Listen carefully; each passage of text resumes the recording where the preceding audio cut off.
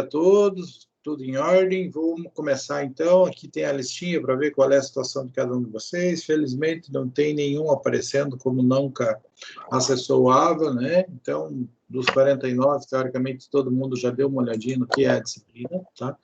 E por aí a coisa vai, tá? Então essa é a listinha que eu tenho. O que nós vamos fazer? Tem que dar um passinho adiante e continuar falando de um tributo diferente, né? Nós não temos ainda tantas aulas pela frente, já estamos com tudo bem organizado, bem encaminhado. Então, hoje a gente fala do imposto de importação, imposto de exportação e o IOF, tá? Então, vamos tratar disso, peço que vocês me ajudem, participem, sempre que quiserem qualquer coisa aí, vão contando, vamos conversando, que a gente vai tornando a coisa um pouco mais produtiva, tá ok? Então, tudo em ordem, pessoal, vamos começar então, tá? Ali a apresentação, imposto de importação, imposto de exportação e IOF, tá? Hoje eu não pretendo fazer avaliação continuada, porque por conta do feriado eu já imaginei que seria pouca gente que estaria por aqui, então toda aquela situação, apesar de não fazer diferença quem está aqui ou não na prática, né? Mas eu optei por não fazer isso. Nós temos ainda um saldo nessa disciplina que, salvo engano, já vejo aqui, são...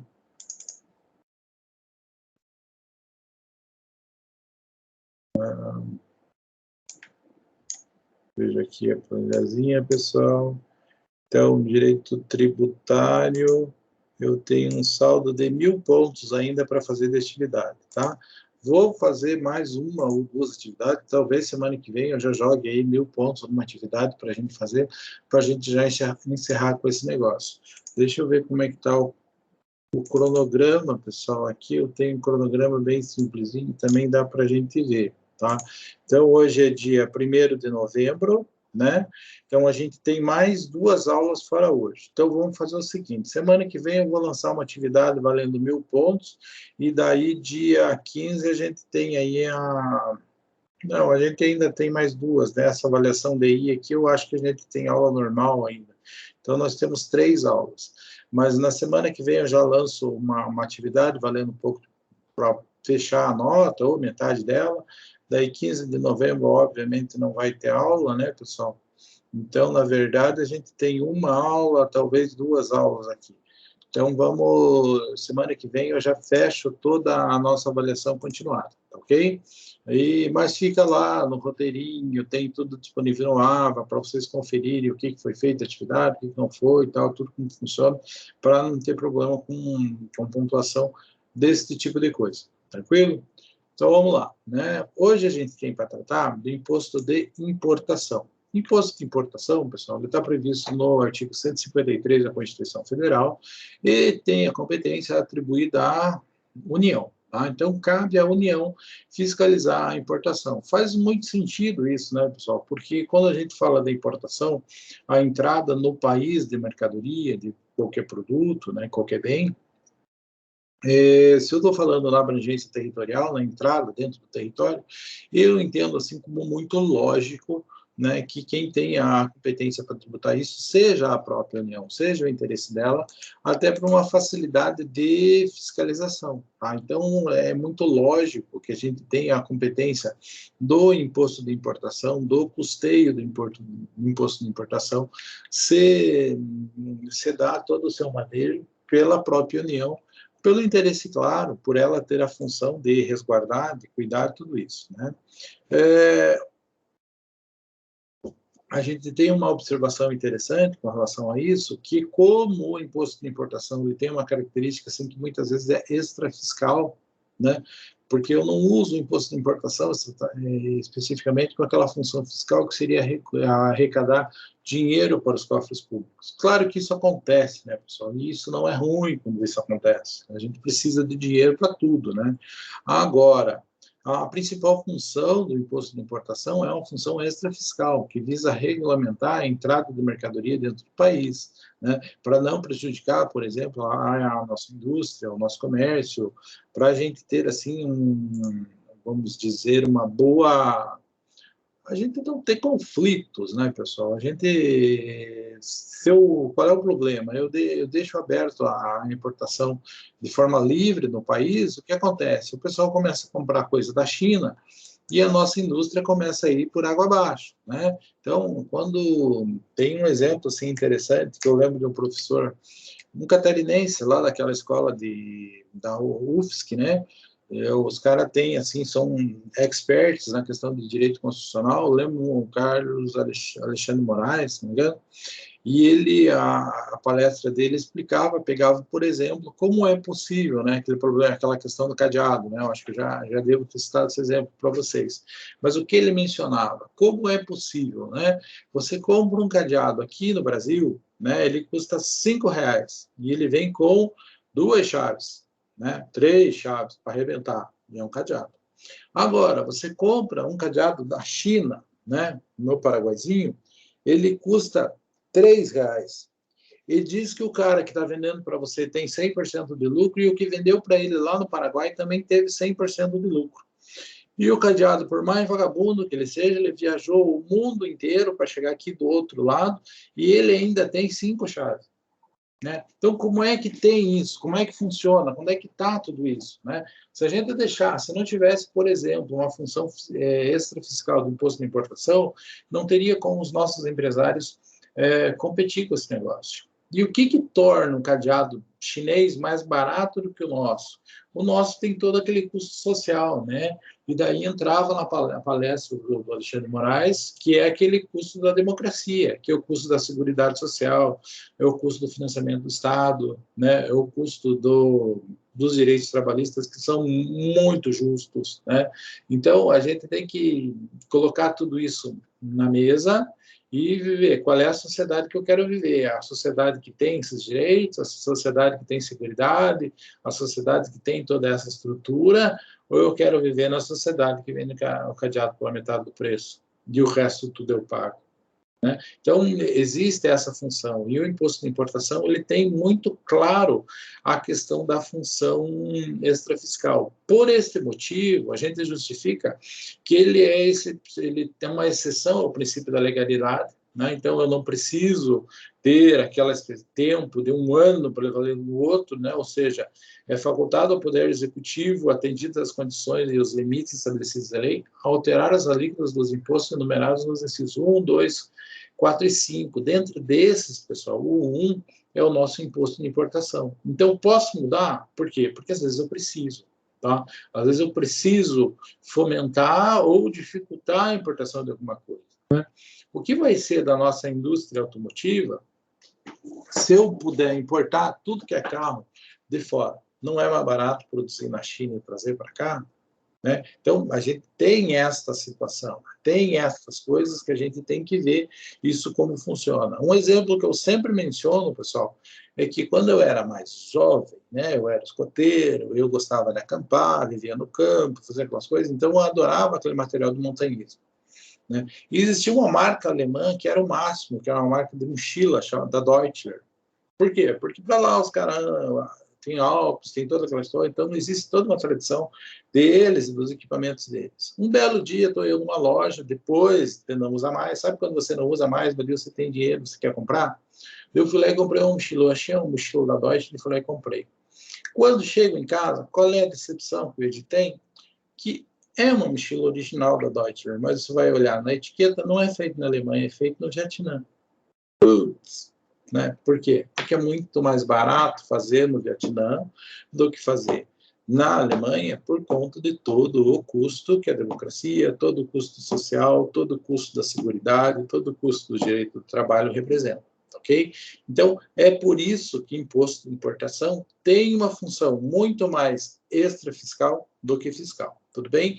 E é por isso, por exemplo, que a gente dá uma possibilidade dessa para que o executivo trabalhe com a alíquota do imposto, para quê? Para fomentar a importação da hora que ele precisa. Ah, deu uma merda aqui dentro, vamos importar um negócio. Posso mudar na alíquota? Posso, preciso. Não tem aqui, eu preciso de fora. Vamos fomentar isso, vamos deixar mudar esse negócio. Beleza. Ah, não, tá quebrando a indústria aqui dentro, tal coisa, nós temos que dificultar a entrada desse tipo de mercadoria aqui. O que eu faço? Eu vou lá e eu aumento o valor da alíquota. Então, tem uma função extrafiscal bem clara, né? E bastante justa, diga-se de passagem. Tudo bem? Então, peculiaridades, né? Já falamos, né, que ele não está obrigado a observar o princípio da anterioridade, nem da noventena. Por quê? Porque hoje o executivo precisa manejar o valor do tributo para poder alcançar determinadas coisas com mais facilidade. Tá? Então, ele tem que ter essa flexibilidade para conseguir usar o tributo de importação como um tributo de função extrafiscal, ou seja, não interessa única e exclusivamente você recolher dinheiro com isso, mas sim você manejar, você fomentar algumas atividades dentro da sociedade, tudo bem? Critério material, tá? O critério material do imposto de importação, gente, eu confesso com vocês que eu mesmo me perdi, lendo esses slides, com esse negócio do II. Tá? Então, os dois risquinhos ali não é 2, é II. Né? Eu me perdi aqui, por exemplo. Né? Por que, o Poder Executivo altera a alíquota do... Eu falei segundo, por que segundo? Se ele é o primeiro lá, eu comecei a mudar aqui, daí que eu me toquei, que o II que eu uso, né? Na verdade, é a abreviação do imposto de importação, tá? Então, também, se cuidem com isso. Eu confesso que eu, for lendo a minha aula hoje à tarde, por que segundo? Não é segundo, é imposto de importação, uma abreviatura, tá? Então, peculiaridades do imposto de importação e critério material do imposto de importação. Então, o critério material do imposto de importação é trazer produto estrangeiro. Qualquer produto, qualquer coisa, né? Então, não é a circulação de produtos, pessoal. Não é a passagem do produto estrangeiro pelo Brasil, e sim a incorporação deste produto à economia brasileira. Tá? É a ideia de trazer este produto para ele ser revendido aqui, mas não necessariamente. Trazer esse produto para ele ser consumido aqui também existe. Agora, passou por aqui, não quer dizer que existe a necessidade do imposto de importação. Tá? Então, vamos pegar novamente o exemplo do Paraguai. O exemplo do cadeadinho. Né? O cadeadinho foi fabricado na China. Veio de navio até onde? Até o porto de Paranaguá. Desceu um container, né? Esse container cruzou o Brasil num caminhão, tá? E daí chegou lá no Paraguai. E daí lá no Paraguai eles vendem para a gente aqui. Tá? Se eu considerasse que qualquer produto que entra no Brasil tarifado pelo imposto de importação, eu diria, né, que o cadeadinho teria que ser tarifado, mas não é essa a situação, ele tem que ser incorporado à economia brasileira, tá?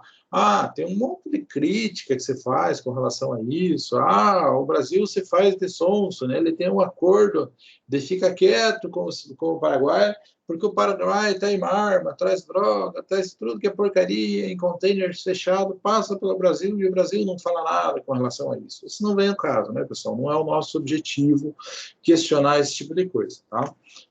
Tem uma crítica bem recente com relação bem recente e relativo, né? Vocês assistiram aquela série da Netflix que fala do mecanismo? É uma série lá com o Celto Mello que mais ou menos é baseado na Lava Jato, né? Então, o herói lá não é o Moro, o herói é um policial federal, um delegado que é afastado lá porque é meio louco, né? E ele narra o mecanismo.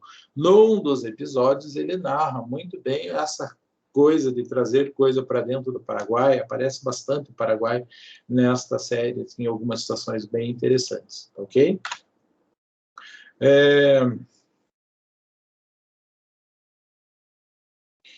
Não é como o ICMS. Por quê? Porque não interessa se é bem ou mercadoria. Tá? O que é mercadoria? Aquilo que é comprado para revender. Tá? Mercadoria, quando eu estou pensando, me aproximando daquela ideia do bem lá do direito do consumidor. Então, mercadoria eu comprei para revender, pago imposto de importação? Pago. Comprei para usar, pago imposto de importação? Pago. Tá? Então, é devido tanto para qualquer bem. O que é um bem? qualquer coisa que seja suscetível de interesse humano. Se é suscetível de interesse do homem, aquilo vai ter um valor. Se ele tem um valor, automaticamente aquilo é um bem, não é uma coisa. Tá? Então, qualquer bem suscetível de aplicação do imposto de importação traz como as mercadorias. Quando a gente fala mercadoria, é aquilo que é adquirido para entrar no mercado, ou seja, vai ter uma circulação, ele entra numa cadeia de comércio. Tá? Produto diferente de mercadoria? Sim, é a diferença que eu falei para vocês. Produto, né, vem aqui com relação à ideia, talvez o ideal seria mudar essa apresentação um pouquinho e colocar aqui, né. Bem,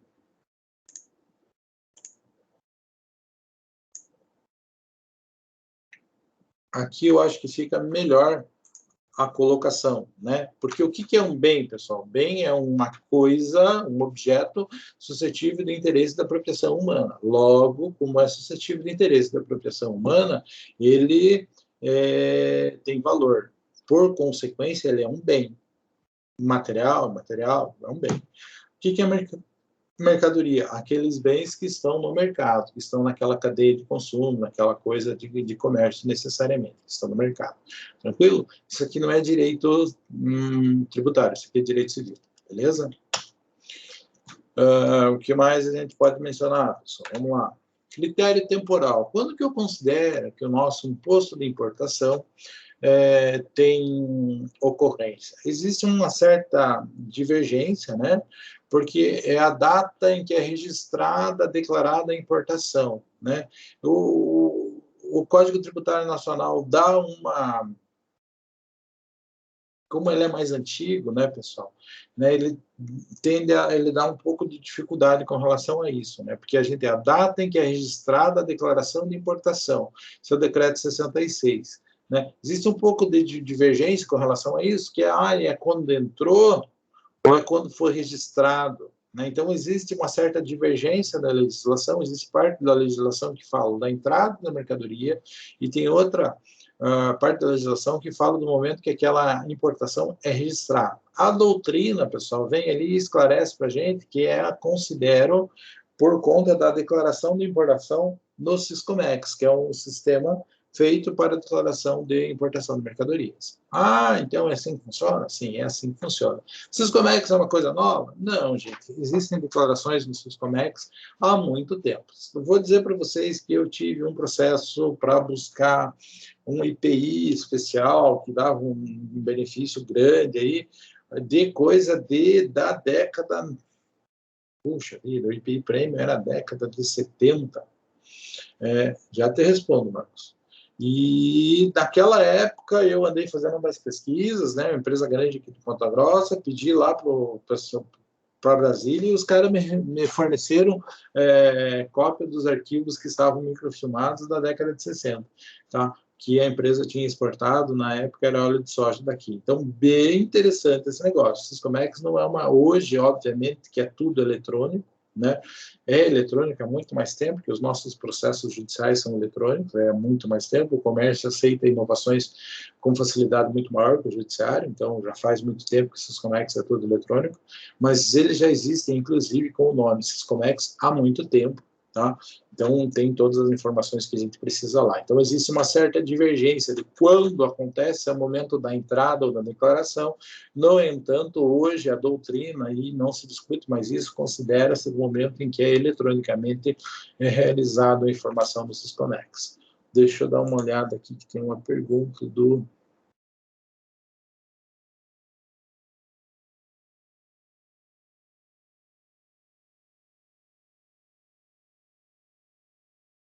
Não tem diferença. Quando a gente fala de imposto de importação, não tem diferença, Marcos. O imposto é o mesmo, tá? Então, o Edi compra Badulac da China lá no AliExpress para ele brincar, para a filha dele usar, para qualquer coisa. Não, o imposto de importação é o mesmo. Então, claro que vai ter incidência de outros tributos, né? De repente vai ter incidência de ICMS, imposto de circulação de mercadorias, se você compra para... Então, você vai ter outro tributo nesse negócio. Agora, o imposto de importação é o mesmo, tanto faz se você está comprando para você usar ou se você está comprando para você colocar no comércio. Claro que se você põe no comércio, existe outra tributação, que seria o ICMS, que vai incidir nesse caso. Tudo bem? O consumidor final não paga nesse caso. Tranquilo? Vamos lá. O que mais, pessoal? Critério espacial, né? Regulamento aduaneiro é uma lei de 2009, né? O decreto 6759, vai dizer assim: a jurisdição do serviço aduaneiro estende-se por todo o território aduaneiro e abrange zona primária, daí vai dizer o que é a zona primária, que é basicamente onde estão as fronteiras brasileiras, necessariamente, né? Que a gente tem por água, por terra, né? E vai ter por ar, que vai ser a questão dos aeroportos. E vai ter a zona secundária, que compreende o restante do território aduaneiro, incluindo águas territoriais, espaço aéreo, toda aquela situação. Então, entrou em qualquer um desses lugares, pessoal, chegou em qualquer um desses lugares, automaticamente existe a necessidade de aplicação do imposto de importação. Tá? Então, nós precisamos fazer isso. É uma coisa bem clara que a gente tem. Claro que é mais complicado você ir para fora do país, comprar um negócio para lá e trazer para cá. Por que é mais complicado, pessoal? Porque como é que você vai fiscalizar esse negócio? Como é que você faz isso, né? Então, várias coisas existem, né? A questão do contrabando é muito comum, tanto é que existem cotas a partir de tal valor para baixo eu não considero, dali para cima eu cobro. Né? Então, por isso que a gente tem isso, porque é muito difícil de fiscalizar esse negócio. Tá? Por exemplo, é comum, né, aqui na Ponte da Amizade não é tanto, mas em Guaíra é comum, o pessoal atravessa de carro, lá a fiscalização é um pouco mais tranquila, o que faz lá? Troca os pneus do carro, dá umas voltas numa rua de terra, os caras têm até pneu novo sujo para vender lá, né, para você trocar, e passa na polícia com pneu novo. Vale a pena? É negócio da China. Então, por quê? Porque você tem esta questão. Teoricamente, você comprou fora, trouxe para dentro do país, existe a incidência do tributo. Tá? Então, qualquer um destas zonas aduaneiras, né, destas zonas onde chega o produto do exterior, a gente tem essa situação diferenciada. Tá? A gente tem a possibilidade da cobrança, a gente tem a incidência, ocorre o critério espacial, né, efetivamente, do imposto de importação. E, inclusive, a gente tem nessas situações, inclusive aquelas lojas, né? Os famosos duty free, né? Onde os caras montam uma loja que fica teoricamente nem no Brasil e nem no exterior, ele está ali no entremeio. Daí você compra aquele negócio, você está teoricamente livre dessa tributação, porque você não chegou a trazer de fora e você não. Então é uma verdade, é uma baita de uma malandragem, né? Que é aquilo, mas isso existe. Né? Então, existe tanto por terra, se você for daqui para a fronteira com a Argentina, você vai encontrar isso, você vai ter vários lugares que você encontra isso, assim como a gente encontra também em aeroportos. Né? Então, vai no aeroporto de Congonhas, eu acho que não, gente, não me recordo de Congonhas, se tem é muito pequeno, mas o aeroporto de Guarulhos tem um espaço grande com relação a isso. Eu sei que no aeroporto lá do Uruguai tem um espaço, um duty free enorme, a Ezeiza na Argentina, que também tem um espaço enorme com relação a isso, né? Então são assim, entre postos que você está livre desse negócio, é explorado isso comercialmente. Eu imagino que o cara, você colocar lá e explorar isso, deva ser algo assim, sabe aquelas coisas que precisam de um QI muito forte, de uma indicação, de uma força política muito grande, porque é muito interessante aquilo, e o povo fica louco comprando porcaria nessas regiões, porque teoricamente compra bem mais barato. Tá?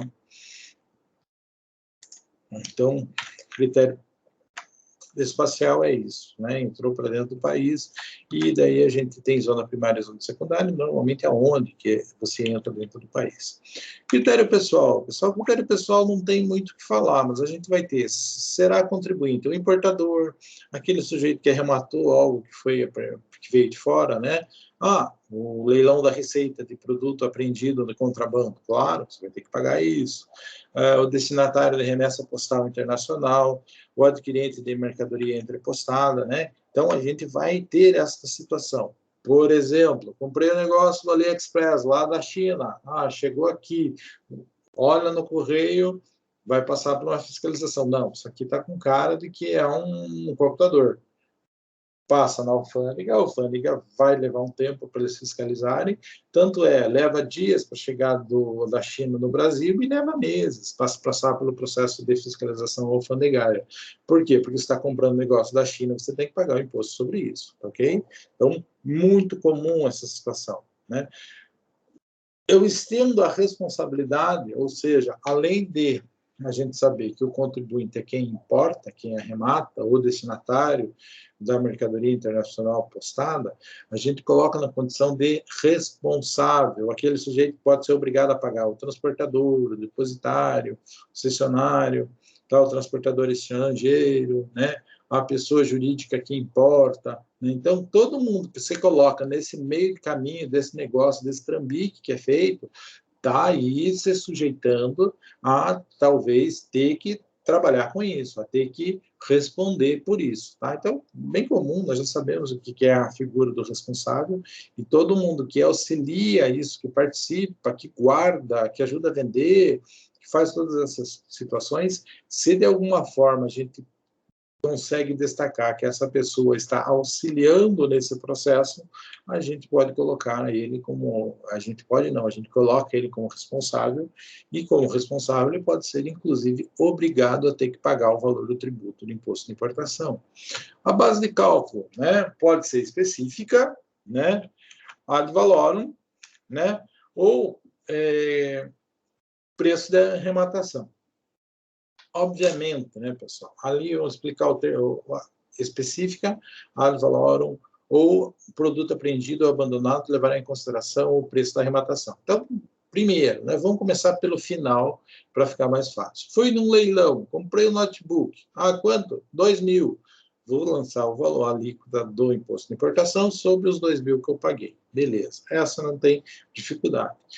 Os dois primeiros, pessoal, posso ter alíquotas específicas e posso ter alíquotas ad valorem. O que é isso? Né? Só para a gente lembrar, pessoal, ad valorem é aquela que é proporcional. Então, o ICMS é 17% do valor do bem. Então, ad valorem é a alíquota normal. Né? Então, ad valorem é o percentual do bem. E a alíquota específica é um valor fixo por cada unidade. Ah, então vai pagar R$5 para cada litro que entrar de tal coisa. Ah, pode ser assim? Pode. Ah, vai pagar R$100 para cada tonelada de produto tal que entrar. Então, é uma forma diferente de fazer, mas você vai pagar item por item. Pode ser ad valorem, pode ser específica, e se for arrematação, vai levar em consideração, normalmente, uma alíquota ad valorem, ou o valor que foi feito por arrematação. Tranquilo? Então, não tem muita diferença, só que a gente tem que lembrar, ad valorem é a alíquota normal, o percentual do valor do bem que está sendo negociado. A alíquota específica é quando você fala a cada unidade você paga um valor X e não interessa necessariamente qual é o valor que está sendo dado para aquele bem. Então, é por tonelada. Então, cada tonelada paga R$50. Eventualmente, a tonelada é vendida por 1.000, eventualmente, a tonelada é vendida por 300. Não interessa o por quanto mas interessa quantas unidades estão sendo negociadas naquele negócio. Então, dependendo disso, a gente vai ter lá uma tabela que vai dizer como que eu trato disso. Assim como no ICMS, a gente vai ter ali toda uma complementação do imposto de importação, tratando principalmente da questão valorativa com relação ao tributo. Tudo bem? O que mais, pessoal? Então, aqui a gente está aí no nosso imposto de importação. O que é importante lembrar dele, pessoal? Competência da União e, principalmente, a sua característica extrafiscal, o que faz com que ele seja, assim, um tributo que não se submeta ao princípio da anterioridade e nem à nossa noventena. Por quê? Porque o executivo pode alterá-lo para mais ou para menos, sempre que ele quer fomentar ou inibir a determinada atividade, o comércio de determinado produto. Então, estou precisando de um bem que não tem aqui no Brasil, vou lá e baixo o imposto, zero. Está entrando em conflito com a indústria brasileira, está causando desemprego, está um problema, vou lá e aumento o tributo. ok? Então, isso é uma característica do imposto de importação, que é a extrafiscalidade. Tá? Ele serve para isso, inclusive, ele não se sujeita à anterioridade nem à regra dos 90 dias para entrar em vigor. Tranquilo? Competência da União, tudo muito simples. Daí, a gente chega no outro tipo de tributo, né, que seria o imposto de exportação, muito semelhante. Também, pessoal, talvez um pouco mais simples, né? Ele é também de competência da União, de acordo com o artigo 153, parágrafo 2º, né? Nós vamos dizer que eles são tão semelhantes que as regras atinentes ao imposto de importação aplicam-se subsidiariamente ao imposto de exportação, né? Vamos falar bem sinceramente, né, pessoal? Esse texto não ficou legal. As regras ao segundo, né? Eu leio segundo de novo e não imposto de importação ali, né? Mas vocês sabem, né, que as regras referentes ao imposto de importação aplicam-se subsidiariamente ao imposto de exportação, se não houver previsão específica. Então, são tão semelhantes de forma que eu utilizo as mesmas regras, né? Logicamente, pessoal, ele também afasta dele o mesmo parágrafo 1º do artigo 150 da Constituição, também afasta dele o princípio da anterioridade da noventena. Por quê? Porque se o imposto de importação é um imposto que tem características extras fiscais, ou seja, ele leva em consideração não só a arrecadação para a sua fiscalização, para o seu funcionamento, para o seu objetivo, nós vamos dizer assim que o imposto de exportação, da mesma forma, né, para que eu equilibre a balança financeira, para que eu consiga trazer dinheiro estrangeiro para dentro do Brasil, é importante que eu tenha capacidade de vender para fora do Brasil. Né? Então, não adianta eu ficar trabalhando aqui dentro do Brasil e não trazer dinheiro de fora. É muito importante para o desenvolvimento da economia de um país, né, que você consiga trazer capital estrangeiro. Para você conseguir capital estrangeiro, você vai ter que tomar determinadas medidas econômicas. Dentro dessas medidas econômicas, pessoal, está aí diminuir, trabalhar, alterar o imposto de importação, de exportação. Com o imposto de exportação menor, eu posso fomentar, eu posso aumentar, posso facilitar a exportação e, de repente, compensar algumas outras dificuldades que o mercado tenha, baixando o valor do tributo, às vezes aumentando o valor do tributo, né? Então, também o imposto de exportação tem uma característica bastante grande, que ele leva em consideração outros fatores que não só o fator fiscal. Tá? Eu não me preocupo única e exclusivamente em trazer dinheiro. Eu levo em consideração outras coisas, outros fatores, para trabalhar com o nosso imposto de exportação. Tudo bem? Critério material, pessoal. De acordo com o artigo 1º do decreto 1578 de 77, fato gerador seria a saída de produto nacional ou nacionalizado do território brasileiro. Tá? Então, o que seria nacionalizado? Aquilo que passou por um processo de industrialização aqui dentro, que passou por um processo de beneficiamento, e a gente pode dizer que é um produto brasileiro. Tá? Então, se ele passa por isso e é vendido para fora, ocorre o fato gerador do nosso imposto de exportação. Literalmente, a lei diz assim: o imposto sobre exportação para o estrangeiro de produto nacional ou nacionalizado tem como fato gerador a saída deste do território nacional. Inclusive, bastante redundante, né? Critério temporal, né? Eu considero que é no momento que é emitida a guia de exportação. Isso está no parágrafo 1º deste primeiro artigo, né, que considera esse ocorrido o fato gerador no momento de expedição da guia de exportação ou documento equivalente. Né? Então, pelo Siscomex, né, nós vamos dizer o momento de registro da exportação. Né? Então, no sistema do Siscomex, é o momento que eu considero a exportação realizada. Né? Então, novamente, nós temos o Siscomex, que é o Sistema de Comércio Exterior Brasileiro, um sistema bem interessante que a gente tem, que regulamenta tudo isso.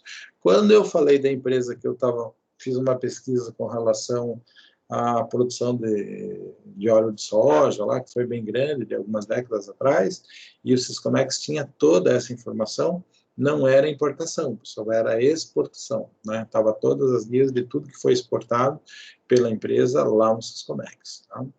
Critério espacial, né? Todos os pontos alfandegários brasileiros, ou seja, eu considero os pontos de saída, né? Quando a gente pensa em imposto de importação, né, é comum a gente pensar o quê? Ah, o cara que vem de voo, veio no navio, veio na estação.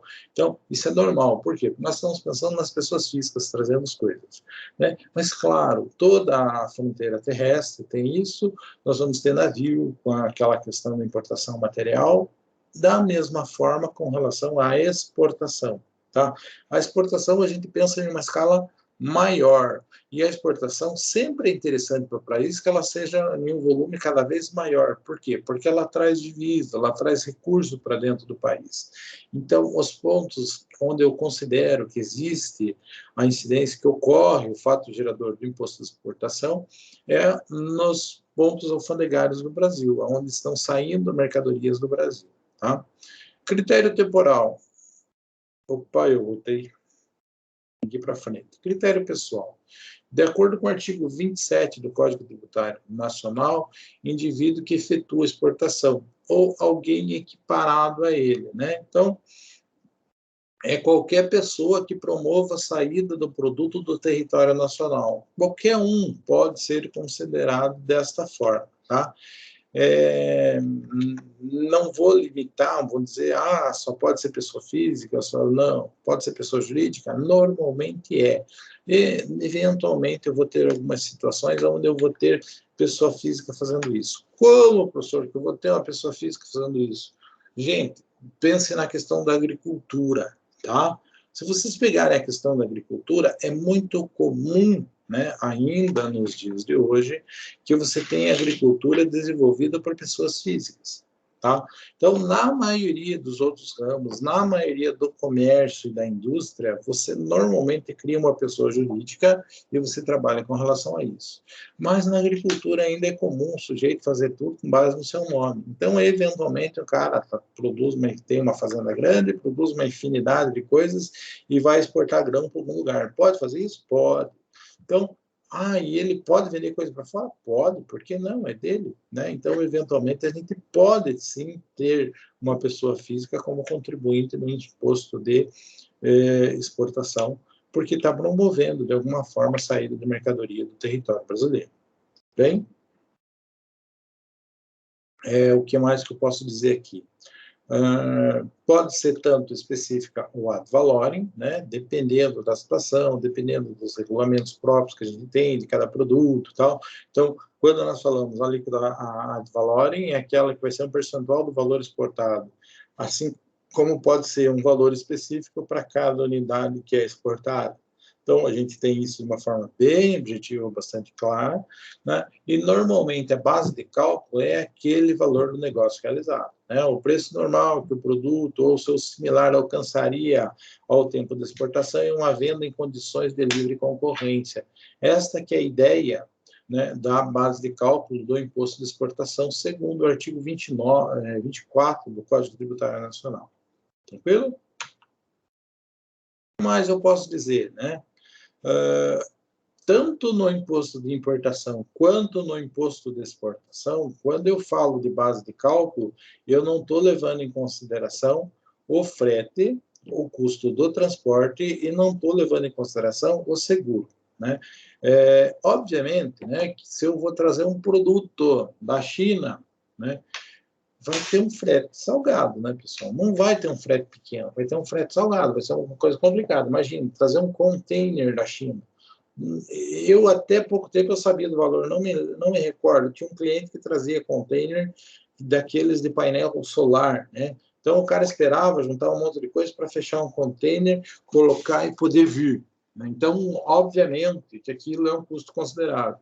Não considero para efeito do imposto de importação ou para o imposto de exportação este valor, tá? Então, o frete não é o custo da mercadoria, eu estou falando do preço da mercadoria propriamente dita. É interessante colocar isso, porque quando a gente falou do ICMS, nós fizemos ICMS sobre o valor de negociação integral. Né? Por quê? Porque senão os caras iam desmembrar, tá? Uma série de coisas. O IPI também. Agora, o imposto de importação, não, ele é só sobre o valor do bem, porque o frete pode ser muito grande. E se o frete é grande, o risco é grande. Se o risco é grande, o valor do seguro disso também vai ser complicado. Então, é bem...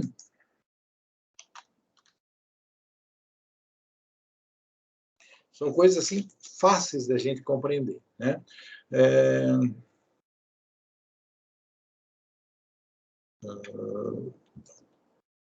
Porque tem uma sigla que é interessante, que é bastante usada, né, que é o FOB, né, Free On Board, livre aqui dentro, o valor dele aqui dentro, não interessa de onde veio. Por quê? Porque senão seria uma coisa complicada, né? Imagine esse caso, por exemplo, da mochila que veio do Vietnã. Quanto custa para trazer um dengo desse lá do Vietnã até aqui, né?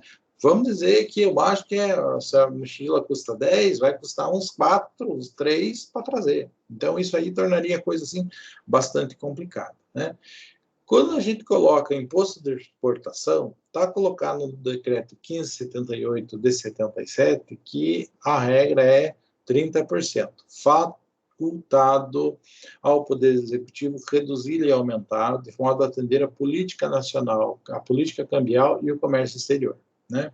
Ah, então eu posso mudar? Posso. Mas vamos falar, 30% é uma paulada, né? 30% é mais que imposto de renda. Tá? Então, bastante complicado, né? Por mais que eu queira promover o comércio exterior, promover a entrada de divisas para dentro do país, né? Coloco aqui de uma forma bem clara que o Poder Executivo pode trabalhar com esse valor, e ele trabalha bastante com esse valor, mas é uma alíquota por demais salgada, né, pessoal? Uma coisa assim extremamente complicada, e por esse motivo tem que ser muito bem trabalhado, senão a gente não consegue ter nenhuma representatividade no comércio exterior. Tranquilo? Beleza? Pessoal, estamos indo aí, porque são tributos um pouco mais objetivos, né, do que a maioria do que a gente fala, né? São coisas assim mais, teoricamente, mais tranquilas. Tem algumas pessoas relatando dificuldade em assistir a aula. Para mim não tem problema, pessoal, a aula vai ficar gravada, isso aí não é o caso. Fiquem tranquilos com relação a isso, tá? Então vamos lá. O que mais eu tenho para tratar com vocês? Daí a gente entra no nosso último tributo do dia. Nossa, professor, que rápido, que bom, né? Então vamos lá, tratar de uma forma bem objetiva. Imposto de operações de crédito, né? Câmbio, seguro ou relativos a títulos ou valores imobiliários. O que é isso, pessoal? É o IOF, tá? Imposto sobre operações financeiras, vamos dizer assim, né? Nós temos vários tipos de operações financeiras, né? O que é interessante a gente dizer, IOF, IOF, IOF. O IOF existe desde 1966, tá, pessoal? Então, ele existe, ele está tratado atualmente no artigo 153, 5º da Constituição Federal, com competência da União, né, que prevê a incidência dele em operações, tal, de todas as formas que a gente conhece. Então, artigo 5º da Constituição, artigo 153, inciso 5º, operações de crédito, câmbio, seguro, ou relativos a títulos ou valores imobiliários, tá? Então, está na Constituição, no 153, e já é previsto desde 1966. Às vezes a gente vê o povo falando, imagina, o IOF foi criado não sei por quem. Não, o IOF faz tempo que a gente convive com ele, tá, pessoal? Então, a gente tem que ter uma consciência com relação a isso. Função, pessoal, função extrafiscal, né? Como ele tem uma função extrafiscal, também é uma exceção ao princípio da legalidade. De acordo com o parágrafo 1º do artigo 153 da Constituição, né, aos objetivos da política monetária, né, a gente pode alterar o IOF por conta de fomento à economia de modo geral. Tá? Por quê? Porque ele é um tributo que vai incidir sobre operações financeiras, né? No outro, nos demais que a gente tratou hoje, a gente tratava da entrada ou saída de capital, né, dentro do país. E isso é uma coisa assim que a gente tem que tomar cuidado para não ter impacto dentro da economia brasileira, né, do mercado brasileiro. Tem pessoas produzindo a mesma coisa aqui, então a gente não pode gerar conflito, né? Ou a gente tem que trabalhar com isso de alguma forma. Então, lá vamos dizer assim, o critério extrafiscal se preocupa com isso.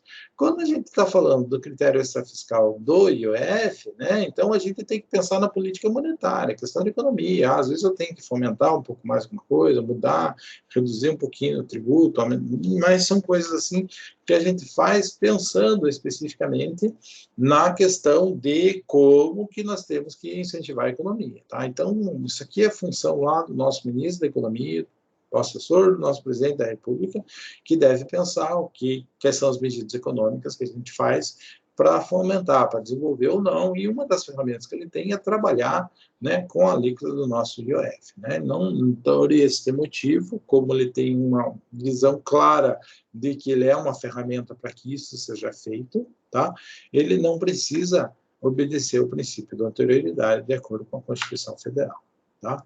Quando nós falamos de IOF, a gente tem 4 impostos diferentes, ou a gente tem 4 situações diferentes, onde nós vamos considerar a incidência do IOF. IOF crédito, que é quando eu fiz uma operação de crédito, ou seja, eu emprestei dinheiro numa instituição financeira, ou de uma cooperativa, ou de alguma outra coisa. IOF câmbio é quando eu troco uma quantidade considerável de moeda, considerável não, troquei moeda, IOF câmbio. Né? Fiz um seguro e títulos ou valores mobiliários. Né? Daí eu estou pensando naquela questão negociação na Bolsa de Valores. Tá? Existe IOF? Existe IOF nessas situações, sim, com certeza. Tá? Aqui a gente comenta um pouquinho de cada uma delas. Tá? Primeiro, IOF crédito. Né? Basicamente, né, é quando eu vou lá e eu faço uma operação de crédito, quando eu faço basicamente um empréstimo, estou pedindo um crédito, estou pedindo um valor, estou negociando alguma coisa, estou recebendo um valor para pagar de uma outra forma, de uma forma parcelada, alguma outra coisa assim. Né? Então, pode ser feito um negócio por meio de uma pessoa física, pode ser por meio de uma pessoa jurídica, não necessariamente precisa ser uma instituição bancária para fazer isso. É muito comum a gente ter aí negociações com cooperativas, e não estou falando da Sicredi, da Sicob, que são cooperativas de crédito. O sujeito muitas vezes vai lá na cooperativa e, olha, eu preciso de um dinheiro aí, preciso fazer alguma coisa, de uma ajuda para plantar tal coisa, fazer isso. Então, cooperativas existem com essa função. Eles ajudam cooperados em várias situações. Tá? Então, posso ter uma cooperativa, posso ter uma pessoa diferenciada que realiza alguma coisa. Então, se eu faço um contrato de crédito, né, a lei vai dizer para mim que nesse contrato de crédito existe a incidência do IOF na modalidade de crédito. Tá? Quando eu falo IOF crédito, né, eu estou dizendo assim, emprestar dinheiro. Quando eu coloco o IOF crédito, o STF tem uma súmula bem interessante, que é a 664, pessoal, que descaracterizou o simples saque da caderneta de poupança como operação de crédito. Então, não considera a operação de crédito saque da caderneta de poupança, não. O STF diz que não é incidência do IOF crédito. Né? Por sua vez, pessoal, o Código Tributário Nacional, no seu artigo 63, diz que, se eu tenho uma operação de crédito que envolva valores mobiliários, não haverá incidência cumulativa de IOF crédito e IOF de valores mobiliários. Então, eu prestei dinheiro, peguei dinheiro para comprar ações, porque eu acho que é um bom negócio, vai render mais na ação do que eu vou pagar de juros sobre o empréstimo que eu tenho. Isso é possível, não é perfeitamente possível. O que eu faço, pessoal? Tá? Vou tributar o sujeito 2 vezes porque ele fez uma operação de crédito e uma operação no mercado financeiro? Não, tributo apenas uma vez. Tá? Essas coisas são possíveis? Sim, essas coisas são possíveis.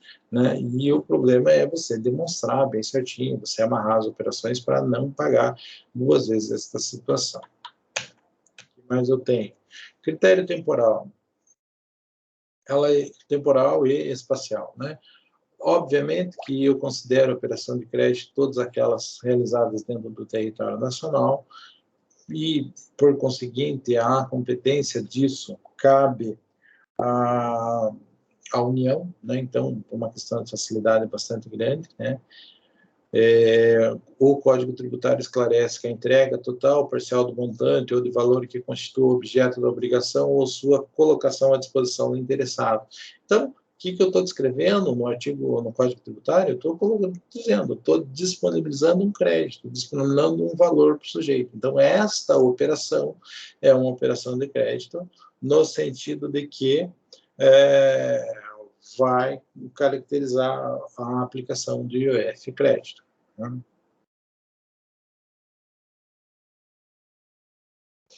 Veja, o STF diz assim, manifestou-se no sentido que o critério temporal do IOF crédito se realiza no momento em que é celebrado o contrato de financiamento. Né? Então, a hora que é celebrado o contrato por STF, caracteriza-se o momento em que o nosso IOF crédito incide na prática. Tudo bem? O que mais? Critério pessoal, né?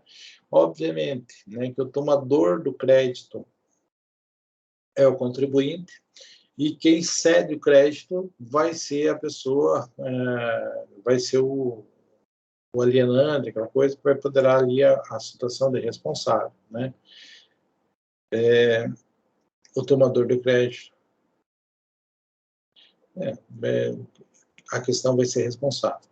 Pode ser pessoa jurídica, normalmente quando a gente trata de pessoas como instituições financeiras, assim como pode ser pessoa física, né, factory, né, eu pego o exemplo do que tinha lá no Boulevard. Quando eu trabalhava no Boulevard, trabalhei acho que mais ou menos uns 10 anos no Boulevard, ali na 15, né, então o que mais tinha dentro do Boulevard? Era dentista, médico, advogado e factory. Tá? Então, e não era necessariamente nessa ordem. Factory tinha mais ou menos umas 10, que é aqueles caras que trocam título, que o cara que, sei lá, por qual é a vantagem das empresas tinham em negociar, em vez de descontar o título no banco, descontavam com aqueles picareta lá, né, porque com certeza eles cobravam mais que o banco, mas era, digamos assim, os agiotas do presente, né, pessoal? Então, existem muita operação de factoring, e as factories não eram realizadas por empresas necessariamente, eram realizadas por pessoas físicas. Então, eram operações de crédito, sim, né? Basicamente, vendi tanto parcelado, quanto? Está aqui os títulos. Levava os títulos, o sujeito lhe pagava os títulos descontando o juro correspondente. Quem fazia isso não eram pessoas jurídicas, eram pessoas físicas, tá? A sujeição ativa, não existe dúvida com relação a isso, que cabe à União tributar as operações de crédito realizadas. Tá?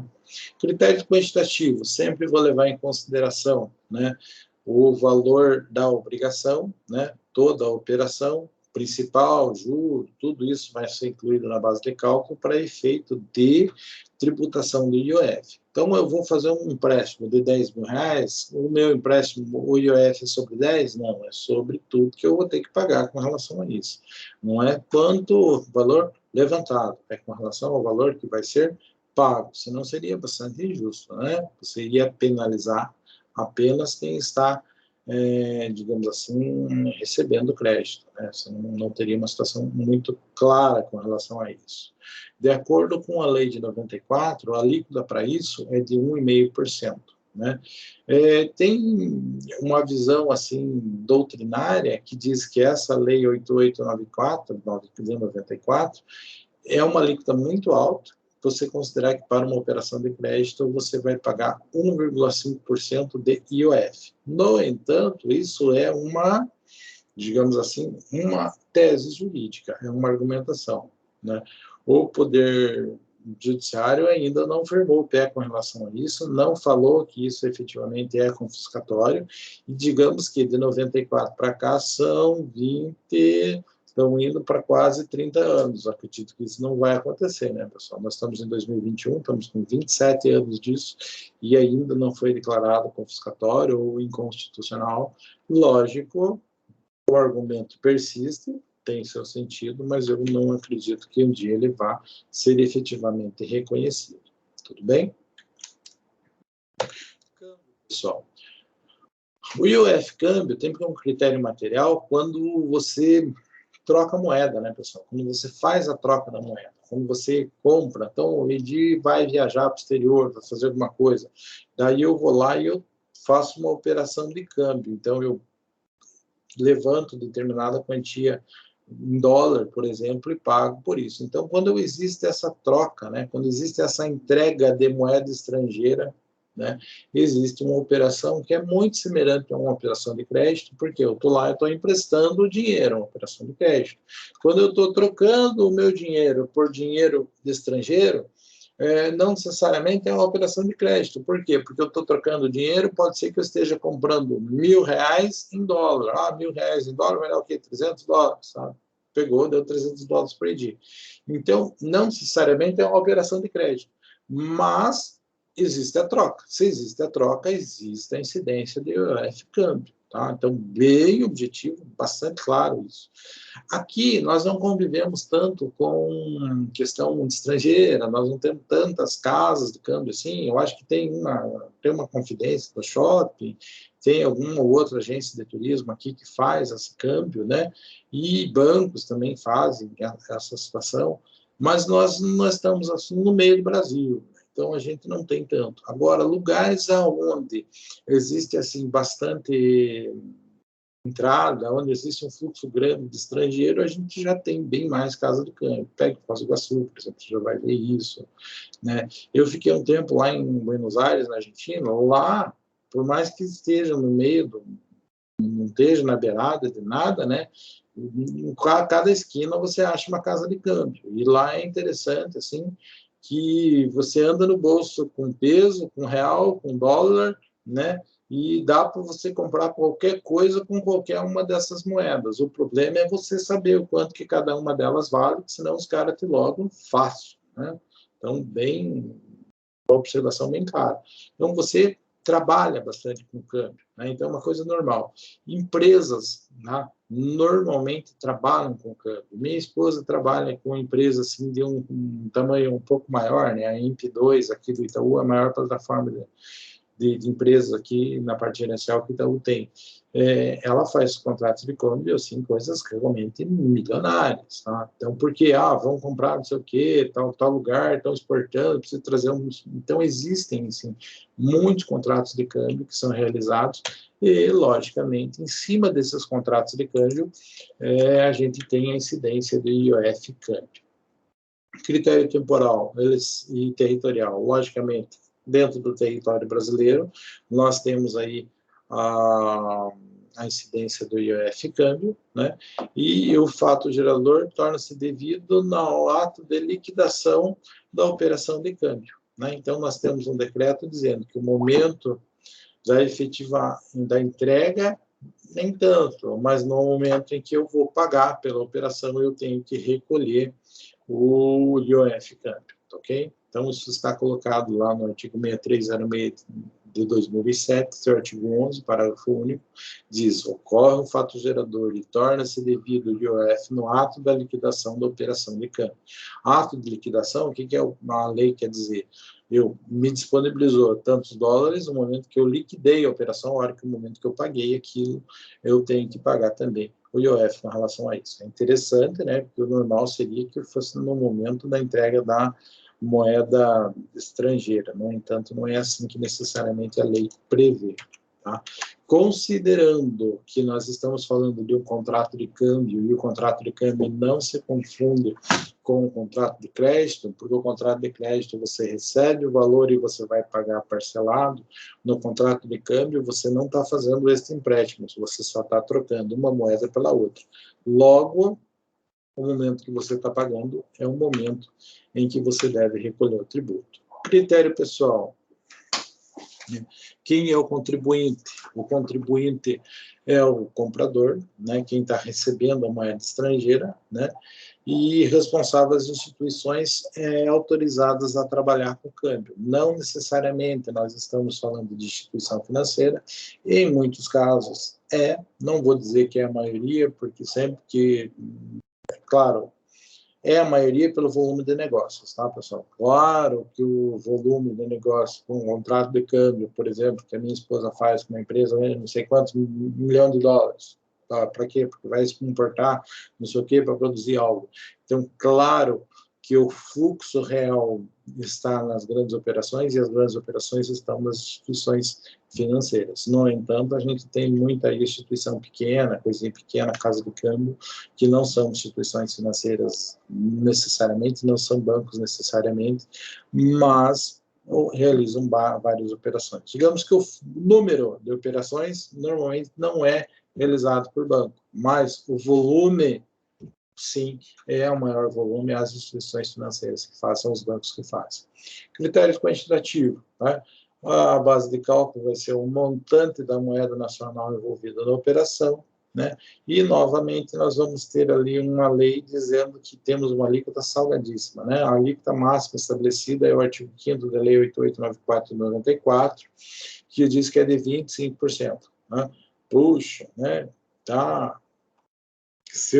Também existe um bom entendimento dizendo que, se for aplicado 25% com relação a isso, esta alíquota é confiscatória. Com certeza é, se for aplicada dessa forma. De modo que a gente tem uma notícia de que os valores praticados são inferiores, mas eu confesso para os senhores que eu não sei dizer exatamente quanto está sendo cobrado hoje em dia. Tudo bem? Seguro, né? O critério material, né? É o recebimento do prêmio e não dependendo do sinistro. Gente, quando a gente fala IOF seguro, a gente tem que entender o que eu estou tributando e aonde que vai acontecer esse negócio. Então, o IOF seguro é o IOF que eu vou pagar no momento do pagamento do prêmio. Gente, pagamento do prêmio não se confunde com a indenização no contrato seguro. Ah, tá. Então o Edi vai segurar o carro dele. Vai segurar o carro dele por 50 mil reais. Beleza. Se o Edi perdeu o carro dele, foi roubado o carro dele, alguma coisa, né? Não vou entrar nem no carro de estragar, bater, porque deu outras histórias, né? Mas digamos assim que é um seguro de roubo, né? E aquele carro foi roubado.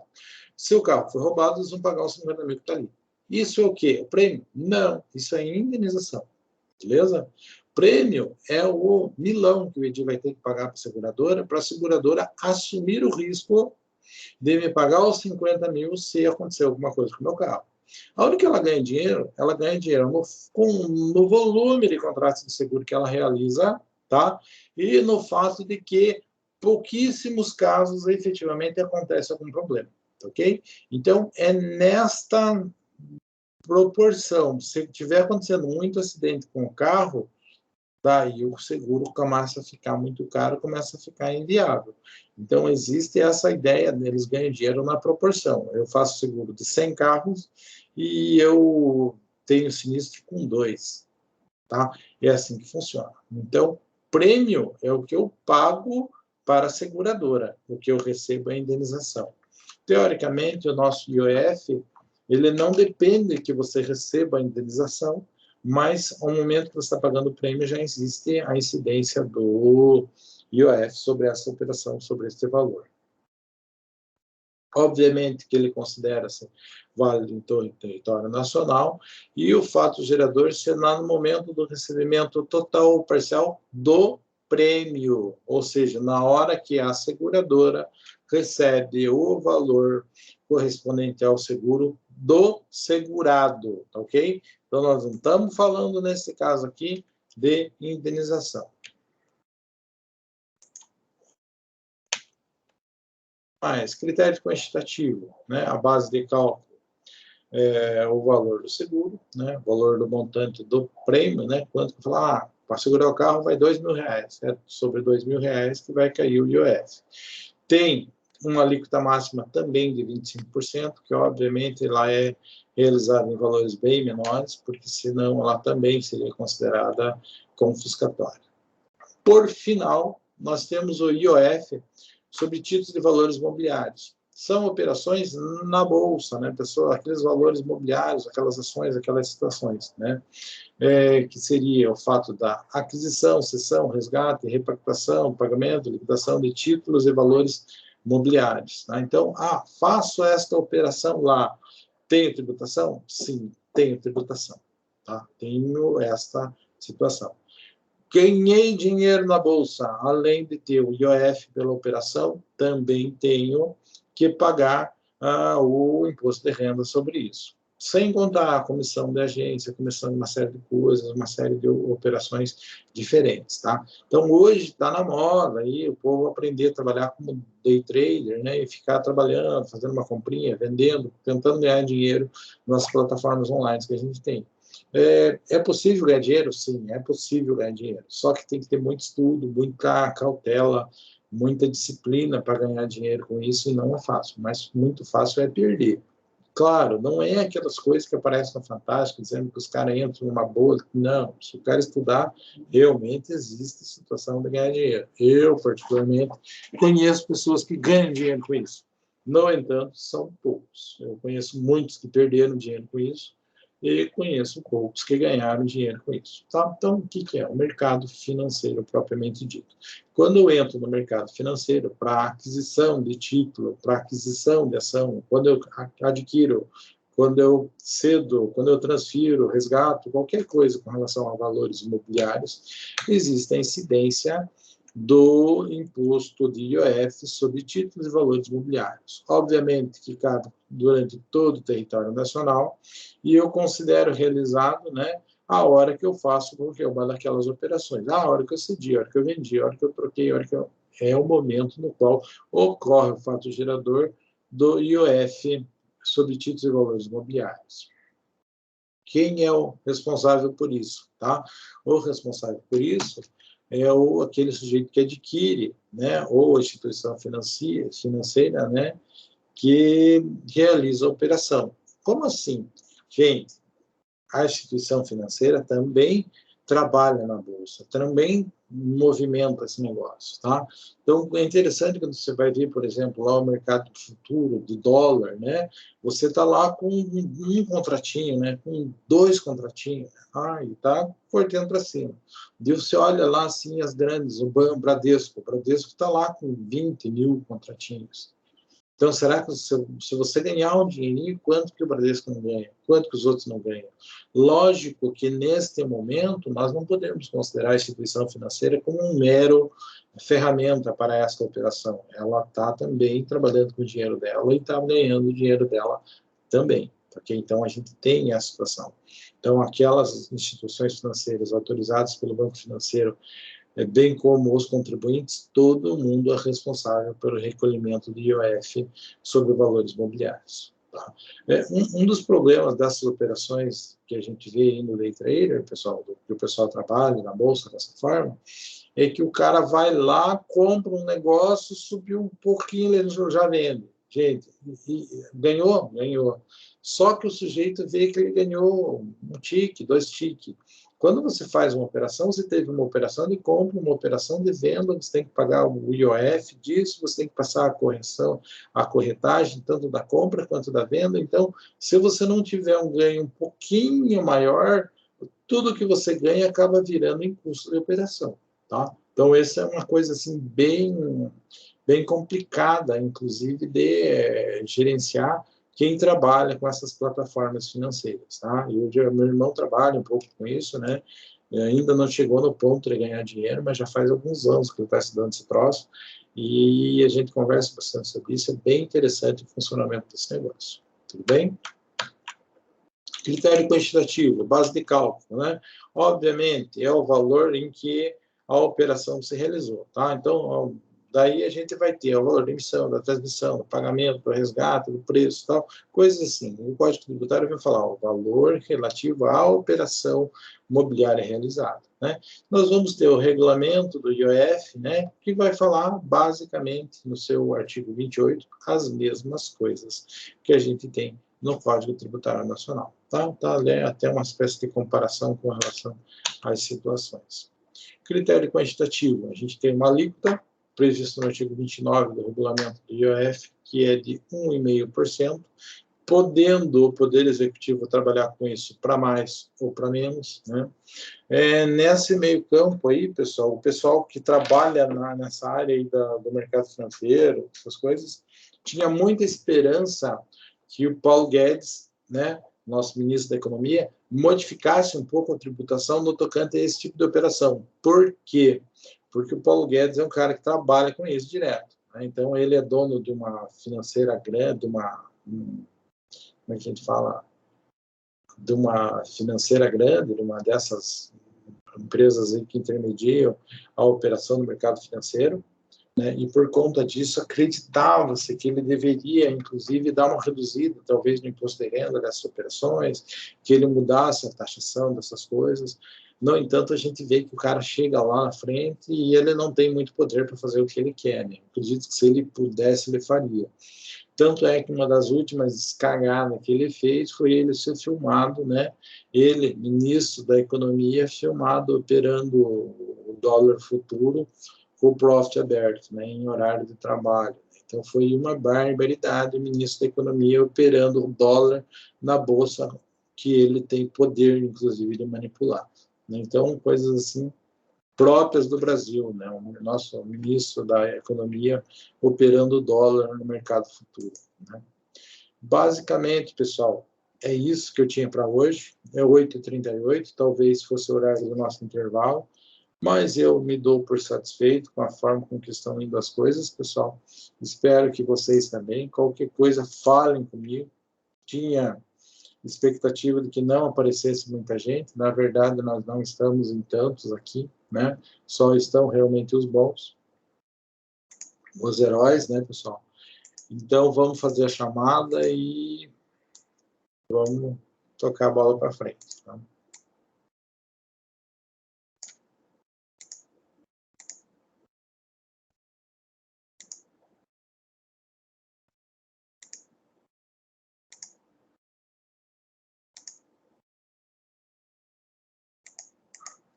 Opa, tá aqui já. Então, vamos lá. Pessoal, me ajudem só na chamada e a gente já termina. Adriano, tá aí? Deixa eu pôr a Presente, professor. Minha câmera não está ligada. Adriano, porque meu notebook ainda não teve a manutenção da web. Alcione hoje não tá. Alessandra? Não tá. Andressa Manosso? Andressa Fontoura?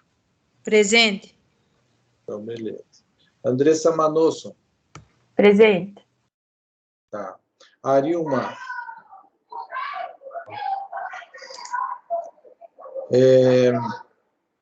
Bianca? Daiane? Davi? Débora? Presente. Diogo? Éder? Presente. Presente. Ellen? Presente. Evelyn? Fabiola?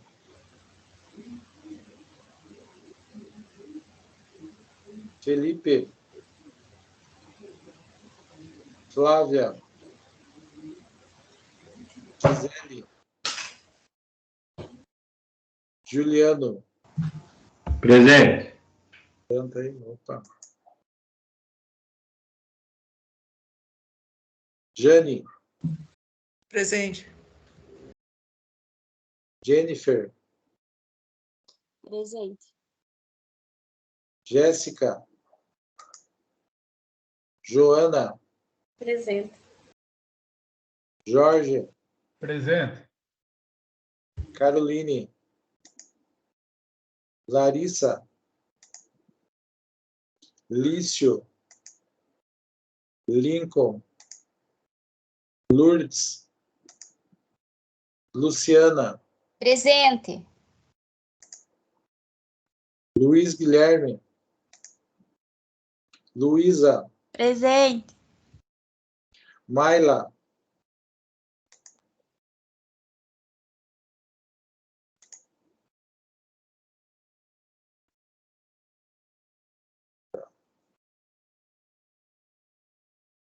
Marcos Lopes? Marcos Roberto? Presente. Maria Lauane? Marina? Marlon? Michele? Presente. Moisés? Presente. Paulo Fabrício. Pedro. Presente. Renan. Samanta. Presente. Sérgio. Presente. Thaís. Presente. Tiago. Presente. Vitória. Vinícius.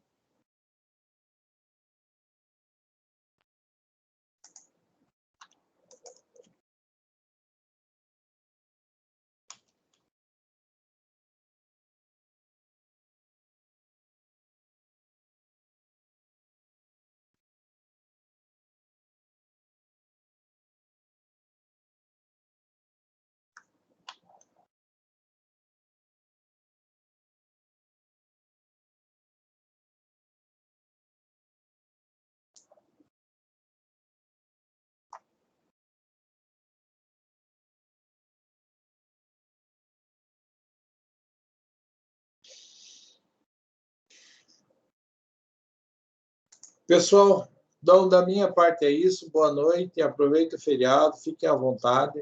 Quarta-feira eu acho que a gente conversa, para frente e a gente conversa. Tudo bem? Tudo de bom, pessoal. Tchau, tchau para vocês. Boa noite, professor. Boa noite. Boa noite, professor. Bom feriado. Boa noite, professor. Boa Bom noite, feriado. valeu. Boa noite, professor. Um bom feriado. Obrigado.